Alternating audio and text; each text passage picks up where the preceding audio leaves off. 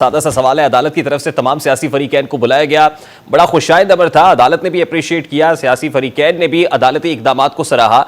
लेकिन क्या हुआ कि एकदम से मौलाना फजलुर रहमान की प्रेस कॉन्फ्रेंस आई, बिलावल साहब ने प्रेस कॉन्फ्रेंस की और कहा कि अदालत को पंचायत नहीं बनने देंगे। तो क्या ये पेशरफ नहीं हो सकी मुज़ाकरात में? बिस्मिल्लाहिर्रहमानिर्रहीम। ये अदालतों का काम नहीं है। अगर 90 दिन के अंदर ही इलेक्शन कराना है तो 90 दिन तो पंचायत नहीं कहता है। 90 दिन माने 90 दिन, 90 दिन माने 12 अप्रैल 90। ये अदालत का काम नहीं, अदालत का काम होता है फैसला करना। ये गुंजाइश पैदा कर रहे हैं इमरान खान के लिए कि under any circumstances Imran Khan से हम बात करने को तैयार हो जाएं। इमरान खान को जो है गवर्नमेंट और जो मुखालिफ जमातें हैं वो एनआरओ दे दें, ताकि इमरान खान को अगर एनआरओ मिल जाता है तो उसके ऊपर जो तलवार ले सक रही है, मुल्क की मईशत को लूटा है, इस मुल्क का इस्तेसाल किया है, जो घड़ियों का खेल है, जो उसके किरदार के ऊपर केसेस आए हुए हैं, ये बहुत सारे ऐसे केसेस जो फॉरेन फंडिंग है उससे ये बच जाए, ताकि एक डायलॉग शुरू हो जाए। नहीं, लेकिन निहाल साहब, अदालत की प्रेमिसेस में आज कोर्ट के सामने जब सियासी फरीकैन गए हैं तो उन्होंने तो खैर मकदम किया कोर्ट के भी इस फैसले का कि गुंजाइश पैदा की जानी चाहिए, और फिर वो वक्त दिया गया और उस वक्त पर यह कहा कि हम मुज़ाकरात की कोशिश करते हैं, हम बातचीत का वक्त दिया जाए। तो फिर क्या हुआ कि अब अचानक से स्टांस तब्दील हो गया कि यह अदालत का काम नहीं है और इमरान खान के साथ नहीं बैठेंगे?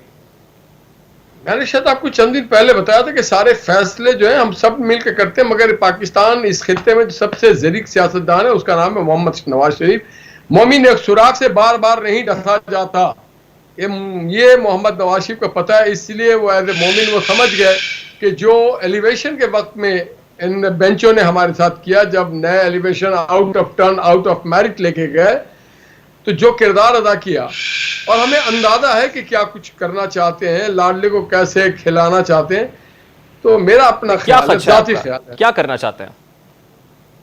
देखिए जी, मोमिन एक सुराख से बार बार नहीं डसा जा सकता। चाहते हैं कि मेरे दौर में इलेक्शन हो जाए ताकि मैं साकिब निसार का भी रिकॉर्ड तोड़ दूं, ARTS बैठाने का कोई मौका ना छोड़ूं और बिल्कुल अपने शहजादों को वजारत उस्मा के मनसब पे बैठाल के जाऊं, वरना कोई सगा बाप भी इतना आगे नहीं जाता है। ये बड़ा संगीन नौयत का इल्जाम है जो आप sitting chief justice of Pakistan पर लगा रहे हैं। किसी का नाम ही नहीं ले रहा हूं, मैं तो कह रहा हूं साकिब निसार भी इतना आगे नहीं जा गए। जिस तरह से RTS को इतना प्यार, इतना लाड, इतनी बदनामी सहने के बाद, और ये पता है कि साल के अंदर अंदर जिस अंदाज में लोग आज साकिब निसार, गुलजार या अजमत सईद शेख या दूसरे जजों को याद कर रहे हैं, इरशाद हसन खान, उनसे मुख्तलिफ तो लोग याद नहीं करेंगे। तो जब अदालत से बाहर आए हैं, पॉलिटिकल स्टेक होल्डर्स ने आपस में बातचीत की, तो क्या हुआ? नवाज शरीफ साहब की तरफ से कोई रेड सिग्नल आ गया, कोई ग्रीन से गो एड नहीं मिला उनकी तरफ से? मोस्ट प्रॉब्ली ऐसे हुआ है कि रेड सिग्नल आ गया है, क्योंकि मैं ये समझता हूँ कि किसी और इदारे का काम नहीं है कि पार्लिमानी मामलात में मुदाखलत करे। मैं ज़ाती तौर पर समझता हूँ हमने बहुत गुंजाइश दे दी, ये पार्लियामेंटेरियन को बहुत पहले रद्द कर देना चाहिए था। हमें जेल जाना, हम चले जाने को तैयार हैं, हमें कभी जिंदगी भर इख्तिदार नहीं मिला, हमें कोई इतराज नहीं, हमें हमेशा जेल में रखे। हमें नाउज़ुबिल्लाह, जिस दिन, ये अल्लाह तो नहीं है ना, जिस दिन हमारी मौत आनी होगी, वो जेल में हो, घर में हो, रेल में हो, जहाज में हो, तो आनी है। नहीं निहाल साहब, लेकिन किरदार का डिटर, आपने कहा कि अदालतों का काम फैसले देना है, तो अदालत ने तो फैसला दे दिया है कि इंतखाबात 14 मई को होंगे। उसी अदालत के लोगों ने कह दिया ये फैसले जो है गैर आईनी, गैर कानूनी है। उसी अदालत के बेंच ने, मेंबर बरादरान ने कह दिया कि इनको मजाज नहीं है 184(3) में इस तरह के ऑर्डर पास करने का और बेंच बनाने। नहीं, 184(3) के ऊपर जो कानून साजी की, अगर उसके ऊपर ना रोका जाता 20 तारीख आज, तो वो कानून बन चुका होता।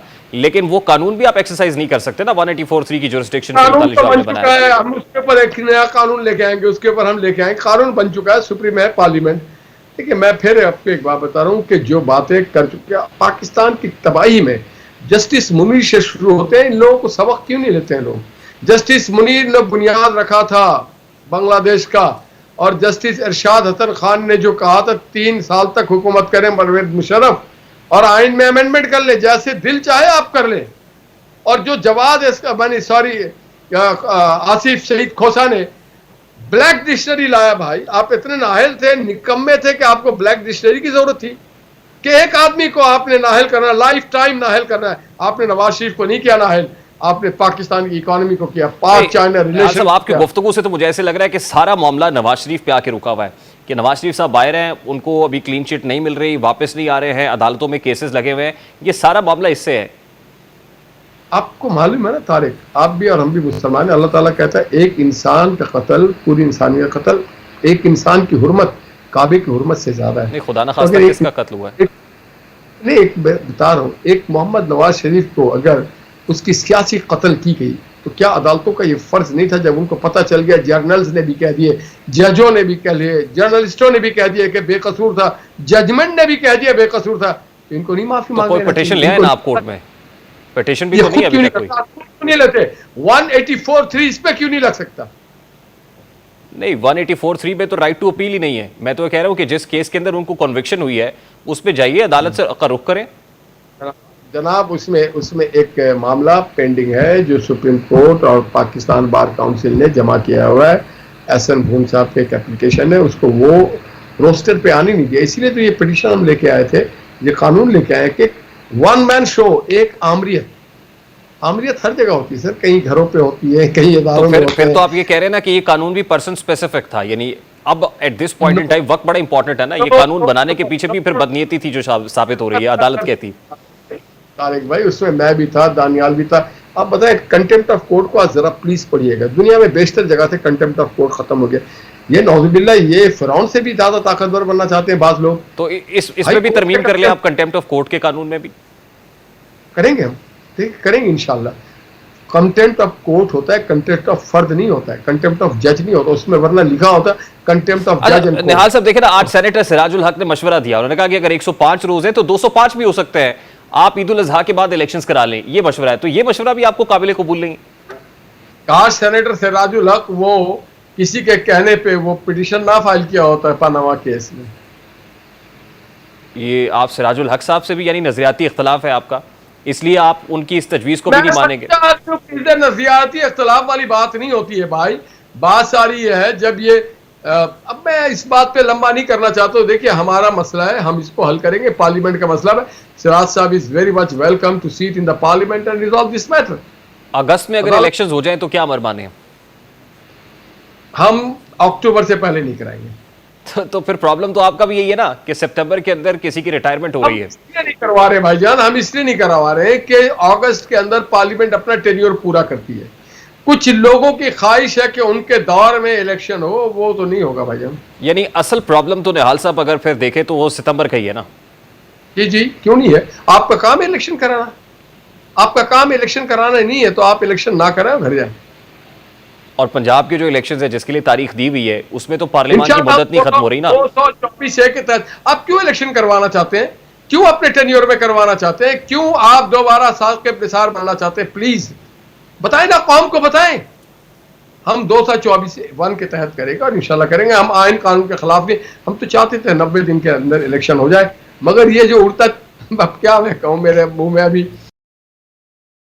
तारिक भाई, बात यह है कि हम तो चाहते थे 90 दिन में, जो पंजाब हुकूमत ने एक पंजाब के अदालत लाहौर हाई कोर्ट जब गए थे तो उसका ऑटोमेटिकली आ जाता कि आप 90 दिन के अंदर इलेक्शन करा दें। ये अभी वहां पे एक मैटर सब जुडिस और आप लेके उसको 100 मोटा, और वो भी टेढ़े तरीके से, और उससे पहले 63A को रीराइट करके सारे बहरान को कायम किया गया। इन लोगों को क्या हक है बैठने का? बहुत बहुत शुक्रिया निहाल हाशमी साहब, पाकिस्तान मुस्लिम लीग नून के रहनुमा हमारे साथ मौजूद थे। अभी एक ब्रेक लेंगे और ब्रेक के बाद जब वापस आएंगे, पाकिस्तान तहरीक इंसाफ के कैंप में टिकटों का जो फड्डा है, प्रॉब्लम है, वो अब बड़ी शदीद लड़ाई की शक्ल इख्तियार कर गया है, और किस किस को क्या शिकवा है और टिकटों की तकसीम जो है किस तरह से हो रही है, बात करेंगे इस ब्रेक के बाद। हमारे साथ रहिए।